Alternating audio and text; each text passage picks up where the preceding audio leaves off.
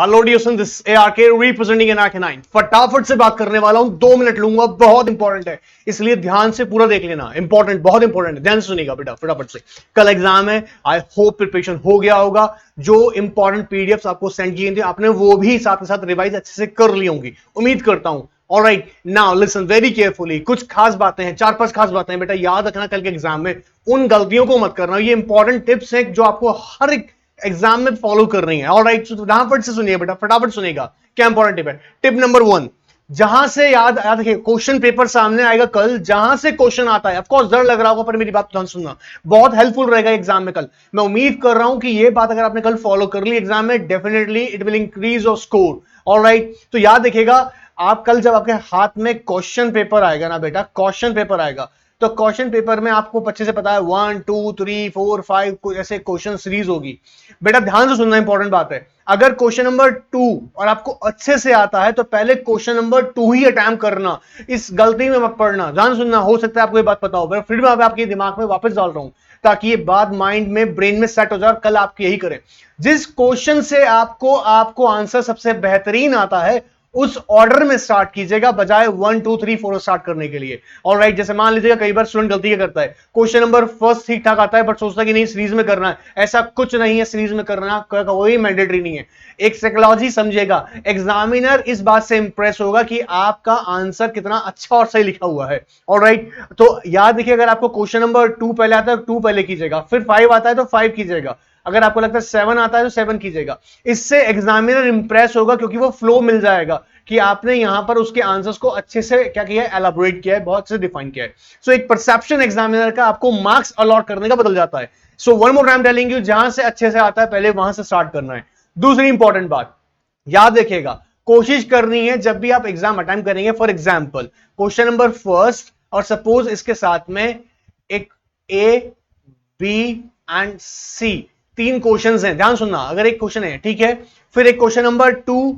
A B and C, अगर ऐसे है तो आपको एक रूल पता होगा, नए स्टूडेंट्स खास तौर से इस बात को सुनना। क्वेश्चन नंबर फर्स्ट अगर आप अटेम्प्ट कर रहे हैं तो आप याद देखिएगा कंटिन्यू से अटेम्प्ट कर सकते हैं। कंटिन्यू का मतलब मैं आपको बता दूं, फटाफट से समझना बेटा। कंटिन्यू का मतलब है, मान लीजिएगा ये आपकी आंसर शीट है, ठीक है, आप यहां से क्वेश्चन नंबर फर्स्ट लिखें, फर्स्ट लिखने के बाद ना मेंशन करना स्टार्ट करते हैं 1, then answer to question number 1 A, फिर कंटिन्यू कर सकते हैं, फिर बी कंटिन्यू कर सकते हैं, ऐसे ही आप कंटिन्यू कर सकते हैं सी। अब सपोज सी आपका यहां कंप्लीट खत्म हो गया, तो बेटा याद रखना 2 को यहां से स्टार्ट मत करना, 2 को बिल्कुल फ्रेश पेज से स्टार्ट करना। भले ही अगर 2 आपका यहां पे भी सोचो 1 यहां स्टार्ट किया था, A B and C complete हो गया। सो जब भी आप क्वेश्चन नंबर 2 अटेम्प्ट करेंगे, याद देखिए क्वेश्चन नंबर 2 जो मैं बोल रहा हूं यहां पर, या कोई भी क्वेश्चन अटेम्प्ट नेक्स्ट जो करेंगे, तो उसे फ्रेश पेज से करेंगे। फ्रेश पेज का मतलब यहां तक अगर क्वेश्चन नंबर 1 कंप्लीट हुआ है, मतलब ए बी सी तीनों कंप्लीट हो गए हैं, तो फिर 2 यहां से स्टार्ट करना इस पेज से। ये बच्चा गड़बड़ी करता है, याद रखना प्रेजेंटेशन के 4 to 5 मार्क्स मिलते हैं। मैं आपको बहुत ध्यान से बता रहा हूं ये बात।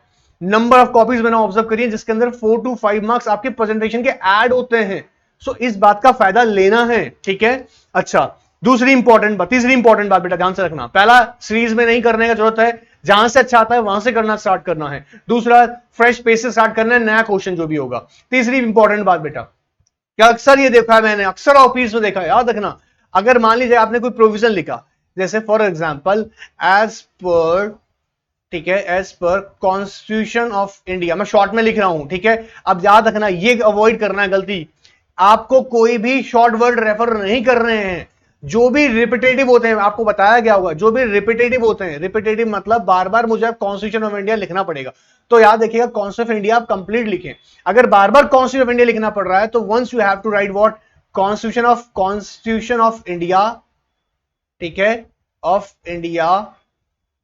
and afterward you can refer in bracket COI, लेकिन is it advisable refer what concept in full, avoid you know what short words, अपना गलती नहीं करना छोटा छोटा, जैसे कई बार जल्दी में कंपनी को ऐसे लिख दिया कंपनी। ऑलराइट, इन वर्ड्स को अवॉइड करना है, ठीक है। एक इंपॉर्टेंट बात, पहला इंपॉर्टेंट बात याद रखना, एग्जाम में जहां से आता है अच्छे से वहां से स्टार्ट करना। दूसरा फ्रेश पेज से स्टार्ट करना, नया क्वेश्चन, ये इंपॉर्टेंट टिप्स हैं। फिर बोल रहा हूं एग्जाम में स्कोर बढ़ाता है 4 to 5 मार्क्स, प्रेजेंटेशन का मार्क्स मिलता है एक्स्ट्रा। ऑलराइट, थर्ड मैंने आपको क्या बताया, शॉर्ट फॉर्म्स लिखना नहीं है, अवॉइड करना है, ठीक है। जैसे आर्बिट्रेशन एंड कंसाइलेशन एक्ट, ANC, ऐसा गलती नहीं करना है। होप नहीं करते हो, लेकिन बहुत कॉपीज में करते हैं स्टूडेंट। सो पूरा लिख के रेफर करना है, ठीक है। ऑलराइट, फोर्थ इंपॉर्टेंट बात बेटा ध्यान सुनना, फोर्थ इंपॉर्टेंट बात क्या है, अगर मान लीजिएगा आपने कोई स्टेटमेंट लिखा, फॉर एग्जाम्पल के तौर पर हम ले लेते हैं कि एज पर कंपनीज एक्ट, आपको लगा कंपनीज एक्ट 2013,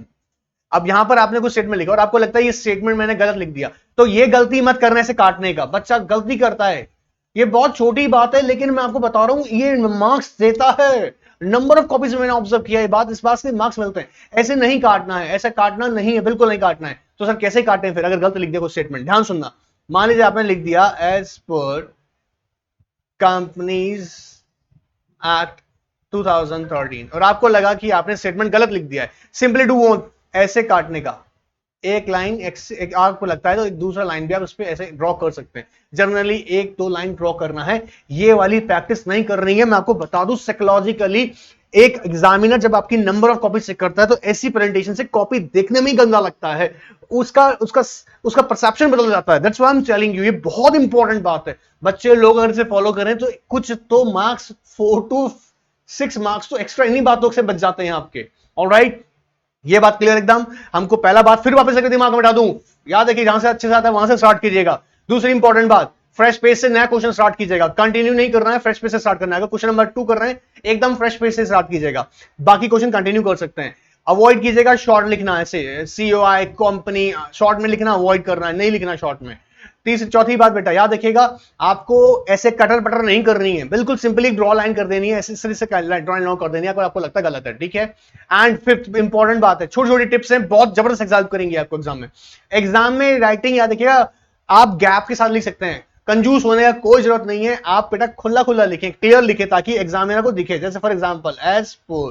कंपनीज एक्ट, और मैं जानता हूं कि होता क्या है बेटा कि पहला दूसरा तीसरा चौथा pages, first second third fourth fifth pages बहुत सारा राइटिंग हो जाता है, उसके बाद आपको आपकी राइटिंग पढ़ने में दिक्कत आता है, वो इसलिए आता है क्योंकि राइटिंग अगर प्रैक्टिस नहीं किए हैं तो ये प्रॉब्लम आता है, अब सर क्या करूं लास्ट मोमेंट में तो नहीं होगा ना, सो डू वन थिंग, क्या करो बेटा स्टार्टिंग से ही थोड़ा गैप लेके लिखना, ठीक है, जिन क्वेश्चंस के आंसर अच्छे से आते हैं उनको तो बहुत अच्छे से लिख देना फटाफट फटाफट, ठीक है। अब उसके बाद में याद रखना एग्जाम अगर कंप्लीट हो गया, ठीक है, एक गैप प्रॉपर में लिखना, अगर अच्छा बहुत अच्छे से उसका आंसर आता है पॉइंट्स बना के लिखना, पॉइंट्स बना के लिखना आंसर और भी अट्रैक्टिव हो जाएगा, ठीक है। अब सुनो बेटा छठी बात इंपॉर्टेंट है, अगर एग्जाम आपका मान लीजिएगा फॉर एग्जांपल 5 मिनट्स पहले ही कंप्लीट हो गया है, ठीक है, ये एक्टिविटी जब भी करनी जब आपका एग्जाम पहले कंप्लीट हो जाए, फिर बेटा अगर एग्जाम में टाइम बच रहा है पेंसिल लेके जाना एग्जाम में, कीवर्ड्स को हाईलाइट करना, कीवर्ड्स को हाईलाइट करना पेंसिल से, कैसे, जैसे फॉर एग्जांपल आप यहां पर एक प्रोविजन लिखे हैं एज पर कंपनीज एक्ट 2013, ठीक है, कंपनी, ध्यान से सुनना बेटा ध्यान से, company can raise fund from public, example दे रहा हूं, ठीक है, तो याद रखना अब यहां पे कीवर्ड्स क्या है, एक्ट, एक्ट जो है यहां पर आपने रेफर किया हुआ है, कल जेआईएल का एग्जाम है, मैं सबके लिए कॉमन बोलने की कोशिश कर रहा हूं, सारे एग्जाम में आपको ट्रिक अप्लाई करनी है, तो आपको क्या याद रखना बेटा, जो ये एक्ट है, अब एग्जाम कंप्लीट हो चुका है, फटाफट से 5-10 मिनट बच रहे हैं, पेंसिल लीजिएगा फटाफट से बैठ जाएगा, क्या करिएगा फटाफट से अपने आंसर्स को रीड करना स्टार्ट कीजिए, गलती तो नहीं कही है, और जहां कीवर्ड्स यूज किए, जहां पर वो कोर आपने प्रोविजन प्रोवाइड किया उसको पेंसिल से ड्रॉ कर दीजिए, नीचे हाईलाइट कर दीजिएगा, पेंसिल से उसको अंडरलाइन कर दीजिएगा, पेंसिल से उसको अंडरलाइन कीजिएगा ऐसे, ठीक है, अच्छे से अंडरलाइन कर दीजिएगा ताकि एग्जामिनर जब उसे पढ़े तो आपकी कॉपी को जब वो चेक किया जाए फटाफट से तो उसके प्रोविजन उनको बहुत क्लियरली मेंशन हो दिखे, जो आप उन्हें इंडिकेट कर सके, उनका टाइम बचे और वो आपकी प्रोविजन को ध्यान से देख सके, ठीक है, ये बात को ध्यान रख के चलना है, जिन क्वेश्चंस के आंसर अच्छे से नहीं आते हैं वहां अंडरलाइन करने से बचना, जिनके आते हैं उनमें अंडरलाइन जरूर कर देना, ध्यान ये बात रखना, मैं थोड़ा सा ट्रिकी होकर चल रहा हूं, ये आपको हेल्पफुल करेगा, ठीक है। तो ये 6 बातें खास मैंने आपको बताई, ध्यान रखनी है, पहली बात जहां से आता है वहां से अच्छे से स्टार्ट करना है, दूसरी बात फ्रेश पेज से क्वेश्चन स्टार्ट कीजिएगा, तीसरी इंपॉर्टेंट बात आप शॉर्ट फॉर्म्स को अवॉइड कर रहे हैं, नंबर कट जाता है इसका, चौथी बात याद रखिएगा घसर पसर नहीं करना है, गलत हो गया है तो सिंपली एक लाइन दो लाइंस के ऊपर ड्रॉ कर देनी है, पांचवी बात याद रखिएगा जहां पर आपको लिखे आज की कोशिश कीजिएगा वहां पर आप उसके पर्टिकुलर आंसर अच्छे आता है तो उसको प्रॉपर गैप के साथ लिखिएगा, पॉइंट्स आते हैं पॉइंट्स बना के लिखिएगा, अच्छा रहेगा। एंड छठी बात बेटा जो इंपॉर्टेंट है कीवर्ड्स को पेंसिल से हाईलाइट कीजिएगा, लेकिन ये एक्टिविटी लास्ट में करना जब टाइम बच जाए, पहले तो इंपॉर्टेंट मटेरियल कॉपी में डालो फटाफट फटाफट, अगर टाइम बच गया तो उसके बाद में हाईलाइट करो। एंड कोई भी स्टाइलिस्टिक वर्ड यूज मत करना, अवॉइड करना, जो जर्नल और स्पेसिफिक ऐसे जो इजी टू अंडरस्टैंड वर्ड्स हैं उन्हें यूज करना, ठीक है। और उम्मीद करता हूं कि पीडीएफ आपने सबसे अच्छे से रिवाइज कर ली होंगी, अपनी और प्रिपरेशन के साथ में अच्छे से उन्हें रिवाइज कर लिया होगा। याद देखिएगा, ये हेल्पफुल रहेगा, बिल्कुल रहेगा, और मैं उम्मीद करता हूं आपका एग्जाम बहुत हो जाएगा। और एक इंपॉर्टेंट बात बेटा, अपने साथ रिस्ट वॉच यूज कीजिएगा। आई होप आप समझदार हैं, कर रहे होंगे। आज रात को ही एक काम कीजिए, फटाफट से एग्जाम में कल जाना है। अभी ये सब करके अभी थोड़ा रिलैक्स हो जाओ, फ्री हो जाओ, फटाफट से अपनी रिस्ट वॉच अभी से निकाल दीजिएगा, एडमिट कार्ड अभी से रख दीजिएगा, पेन पेंसिल जो भी आप अभी आज गैजेट्स यूज करेंगे, ऑफकोर्स मतलब पेन्स हैं, पेंसिल्स हैं, ये सब अभी से आप अपनी रेडी करके किट अभी से रख दीजिएगा अलग। सुबह बिल्कुल रिलैक्स हो जाना है, मतलब एकदम प्रेशर में जाना रही, ये कहां वो कहां, इससे बचना, ये बहुत एनर्जी लॉस करता है। और तीसरी खास इंपॉर्टेंट बात मैं बता दूं फटाफट से, एग्जामिनेशन हॉल में जा रहे हैं, एक परफेक्ट टाइम पे पहुंच जाना है। यू नो व्हाट, कोशिश करनी, अवॉइड करनी गैदरिंग, क्योंकि याद देखिए जब आप प्रिपरेशन करके एग्जामिनेशन हॉल में पहुंचते उससे पहले फ्रेंड्स में क्या डिस्कशन स्टार्ट होता है आप जानते होंगे, कि तूने ये पढ़ लिया, तूने ये पढ़ लिया, अरे यार इसमें ये भी आने वाला, ये भी आने वाला है। इससे आपकी प्रिपरेशन और आपकी याद रखिए कॉन्फिडेंस लेवल में एकदम से क्या आता है,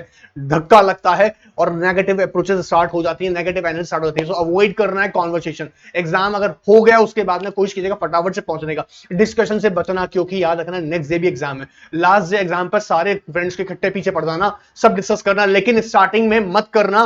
फिर बोल रहा हूं, एनर्जी को बचाना, अपना कंसंट्रेशन बनाना, डेफिनेटली एग्जाम हेल्पफुल रहेंगे। और जो डर लग रहा है उसका मारने का तरीका एक ही है, अब जितनी जाना है सही लगा दो अच्छे से। और यार देखो उसके बाद तो मस्ती करना टाइम आ रहा है, सो फिर एंजॉय करना अपने रिजल्ट को, अपने पॉजिटिव रिजल्ट को सेलिब्रेट करना। Alright, thank you very much, and wish you very very